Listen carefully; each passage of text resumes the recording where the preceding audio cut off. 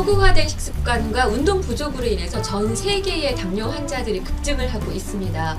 10명 중에 1명꼴이 당뇨 환자라고 하는데요. 이 추세는 점점 더 증가할 거라고 해요. 그런데 이 당뇨 환자들이 이렇게 많음에도 불구하고 당뇨 환자들이 보험을 가입할 수 없다.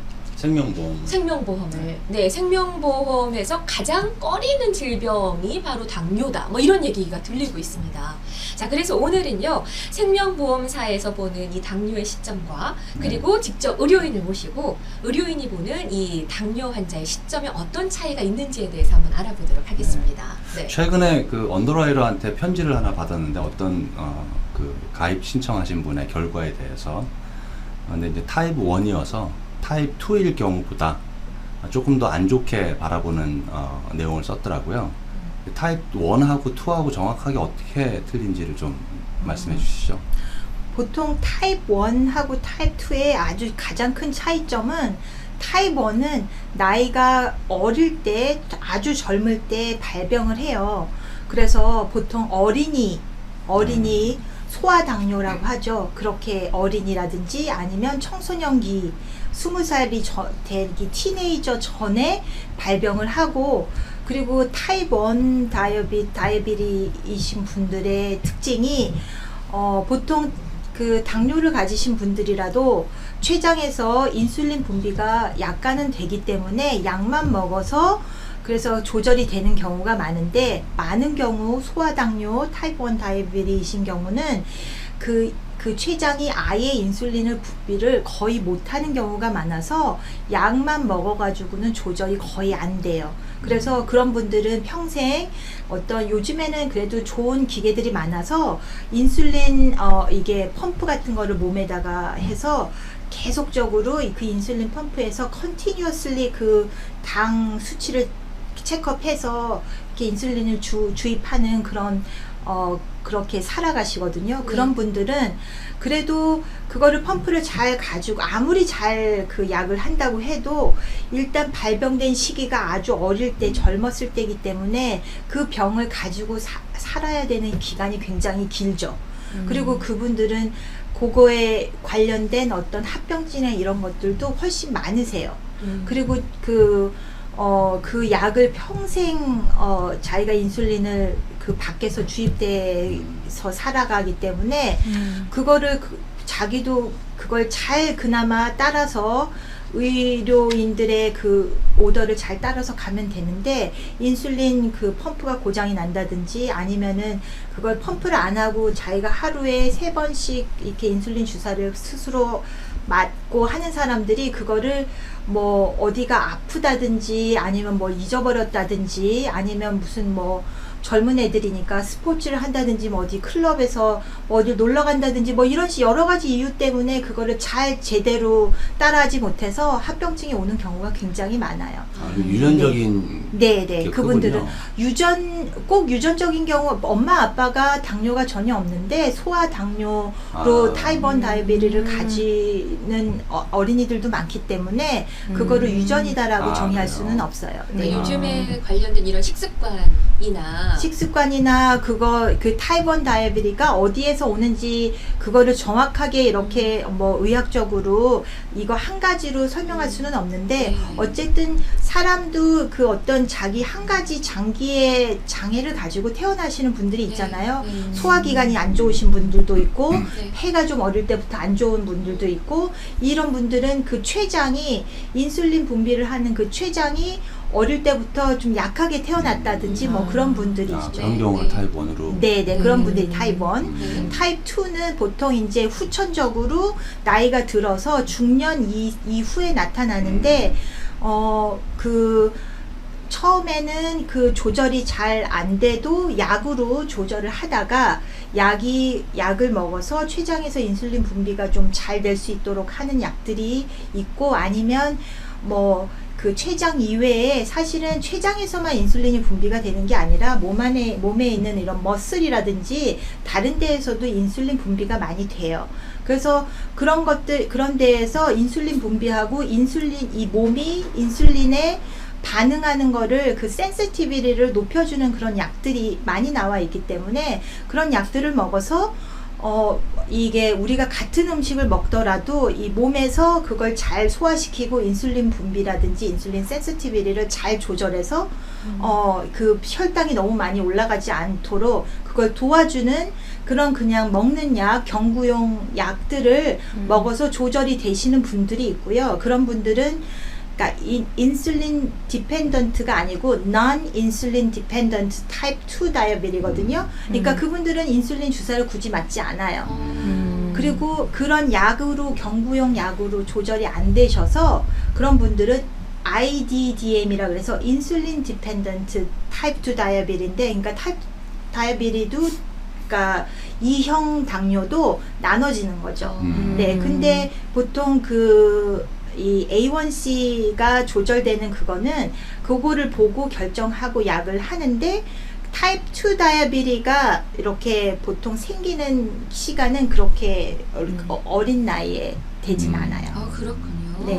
보험사에서 이제 생명보험을 가입을 할 때 네. 보통 기준으로 삼는 게 A1C 수치를 네. 봐요. 네. 그래서 이제 A1C의 기준점을 보통 대개는 6.0을 기준점을 많이 잡거든요. 네, 그래서 네. 이제 대략 7.5 미만이면 컨트롤이 되는 걸로 판단을 하고 네. 약을 드시더라도 네, 네. 7.5가 넘어가게 되면 이제 컨트롤이 안 되는 걸로 그렇죠. 판단을 해요. 네. 그래서 이제 일단 6.0 이상이라고 하면 물론 이제 회사에 따라 약간씩 틀리긴 한데 A1C를 5.6에서 5.9까지도 네.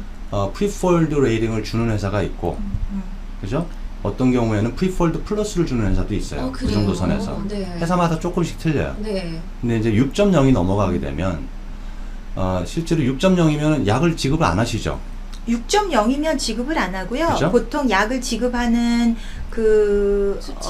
그 약을 먹기 시작해서 그게 7 기준으로 7 밑으로 되면 잘 조절이 된다라고 보기 때문에 뭐 6.5, 6.7, 6.8 이 정도면 식이요법하고 그 다음에 운동 같은 걸 하고 그렇게 하라고 처음에 얘기를 하는데 그걸 이렇게 와치하는데 보통 6.7 이러신 분들이 그 3개월 후라든지 이렇게 보면은 그게 금방 7점 몇으로 올라가기 때문에 네네 그래도 7 미시면은 약을 바로 투여하지는 않아요. 그러니까 손님분들을 만날 때 가장 헷갈리시는 부분이 이 부분인 것 같아요. 보험사에서 보는 기준하고 병원에서 손님분들한테 닥터분이 얘기를 해주시는 그 어드바이저의 그 차이가 있기 때문에 나는 당이 아닌데 난 괜찮다고 했는데 아니면 운동만 하면 괜찮아진다라고 했는데 그런데도 불구하고 보험사에서는 스탠다드 밑으로 나오거나 안 좋은 기대했던 것보다 안 좋은 레이팅이 나와서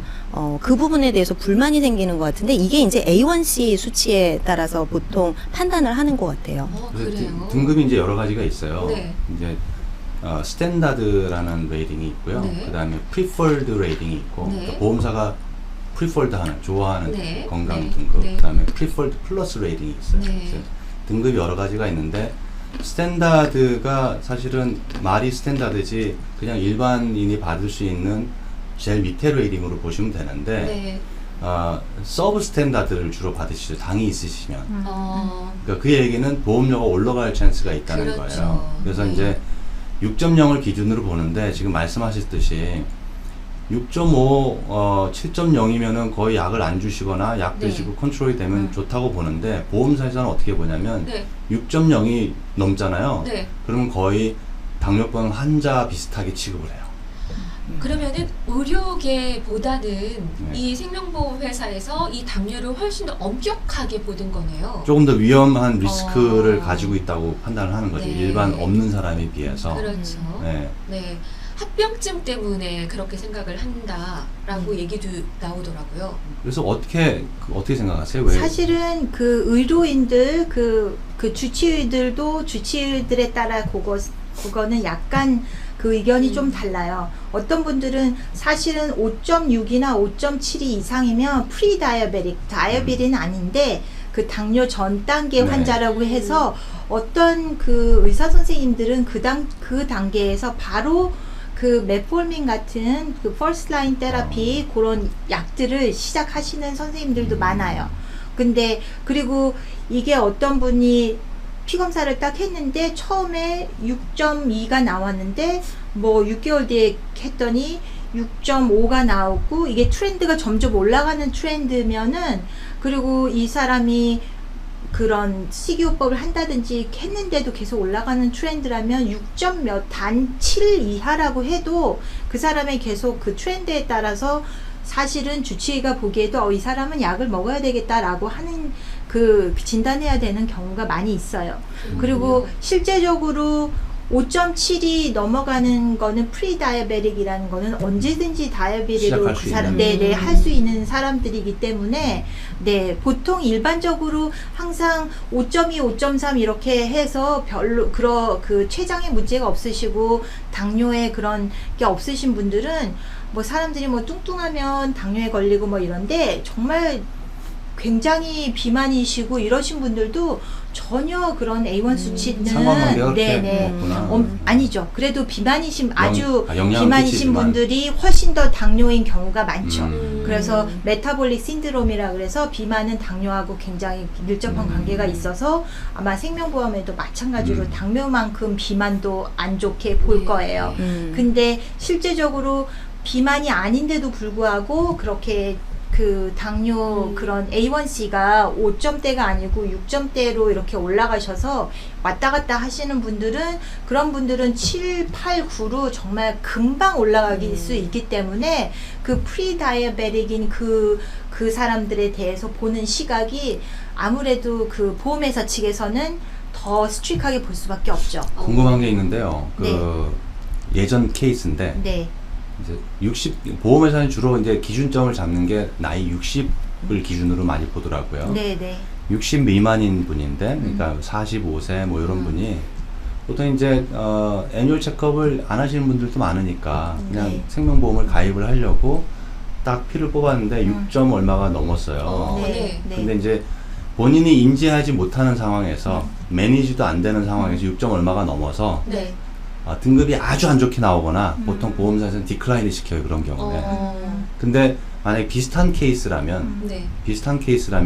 관리를 받는데 한 6점 얼마가 나온다면 네. 승인이 나거나 조금 더 좋은 등급을 받을 수도 있거든요. 그렇겠죠. 그 네. 사람이 평소에 계속 의사를 찾아가서 그 당뇨 수치가 6점 몇으로 쭉 그냥 유지가 되는 사람이라면 앞으로 뭐 6.2, 6.3, 6점 뭐 이렇게 보통 약을 먹거나 그 당뇨가 있으신 분들은 매 3개월이나 6개월마다 피 검사를 하시는데 그 피 검사에서 큰 변화가 없이 비슷하게 유지가 되시는 분들은 앞으로도 그렇게 유지가 되실 가능성이 많지만 이게 뭐 한 1년, 2년 동안 한 번도 병원도 안 가고 자기 건강에 대해서 별로 신경을 안 쓰셨던 분이 갑자기 그렇게 수치가 나왔다는 거는 이 사람이 평소에 자기 건강 관리를 소홀히 한다는 게 한눈에 보이고 그 다음에 그 전에 이 사람의 원래 그 전에 예를 들면 6개월 전에 그게 언제 그렇게 올라왔는지 그것도 사실은 모르잖아요. 그렇죠. 네네 그런 거에 대해서 많은 마이너스가 되는 거죠. 근데 선생님 궁금한 게 우리 계속 A1C 수치라는 얘기를 했는데 정확하게 A1C 수치가 뭐예요?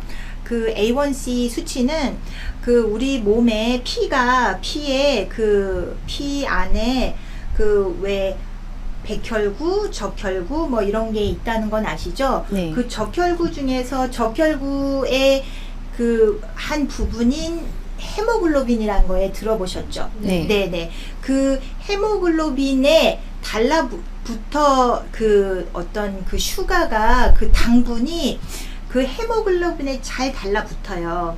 그래서 이 백혈구가 몸 안에서 이렇게 돌아다니는데 그러니까 적혈구가 어떤 거는 당분이 이렇게 달라붙어 있는 적혈구가 있고 어떤 거는 그냥 프리인 적혈구가 있는데 그 수치가 퍼센테이지가 얼마만큼 설탕이 그러니까 그 많냐? 당분이 적혈구에 많이 달라붙어 있는지를 보면 그 사람이 그 A1C를 검사를 하면 이건 그날 먹은 그 수치가 아니라 그 사람이 3개월 동안 에버리지로 그 혈당이 어땠는지를 보여주는 수치예요.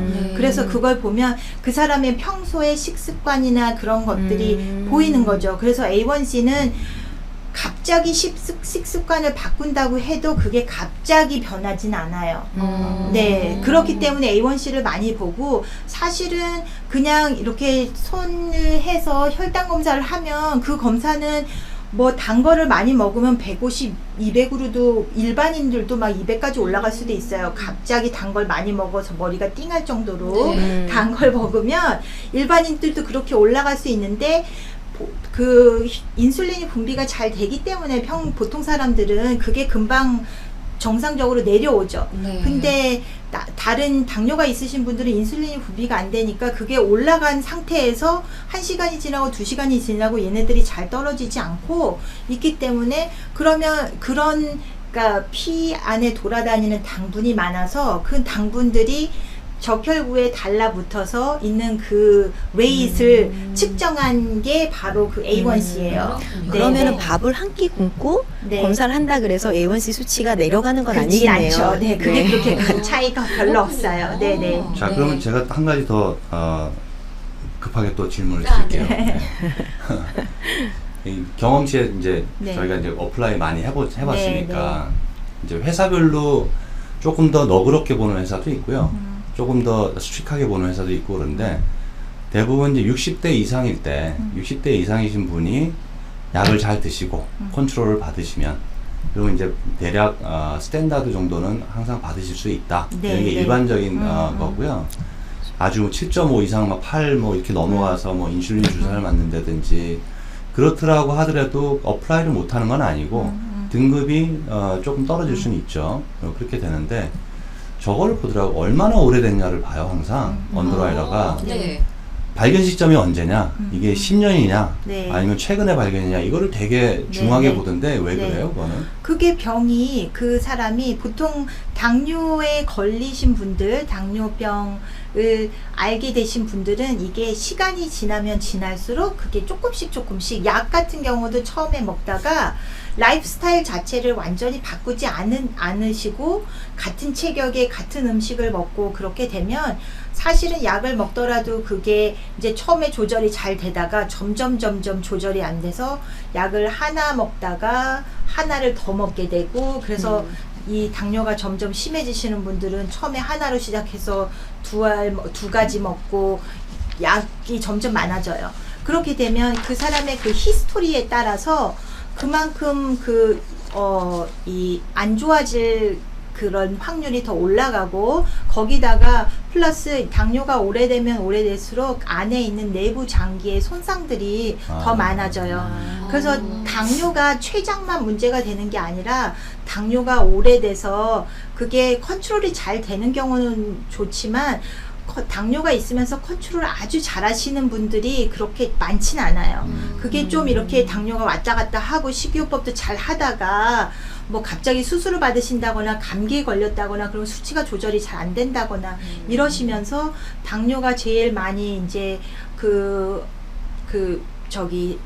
당뇨에 손상이 많이 되는 게 콩팥이에요. 네. 그래서 콩팥에 문제가 생기기 시작해가지고 이게 당뇨가 한 20년이 되면 콩팥의 그 손상 정도가 어느 정도 우리가 그 익스펙트 할 수 있는 거예요. 그러니까 당뇨가 오래되면 오래될수록 안에 있는 내부 장기에 그런 영향을 많이 끼칠 수 있기 때문에 아무래도 오래된 당뇨 같은 경우에 그래서 콩팥 그런 콩팥이 잘 활동을 하는지 소변 검사라든지 뭐 그 콩팥 검사 그다음에 간 수치 검사라든지 그런 거를 계속 하게 되죠. 그리고 오래됐다고 해서 네. 꼭 이렇게 이 사람이 더 위험하다고 판단하는 게 아니라 조금 더 다른 인자들을 더 확인을 많이 해보겠네요. 그렇죠. 네네. 근데 오래되셔도 사실은 40대 당뇨가 됐는데 그때부터 조절을 잘 하셔서 그러니까 그 사람의 그 히스토리가 그동안의 메디컬 히스토리가 피 검사 계속 한 결과라든지 그다음에 약을 이 사람이 얼마만큼 잘 먹고 있고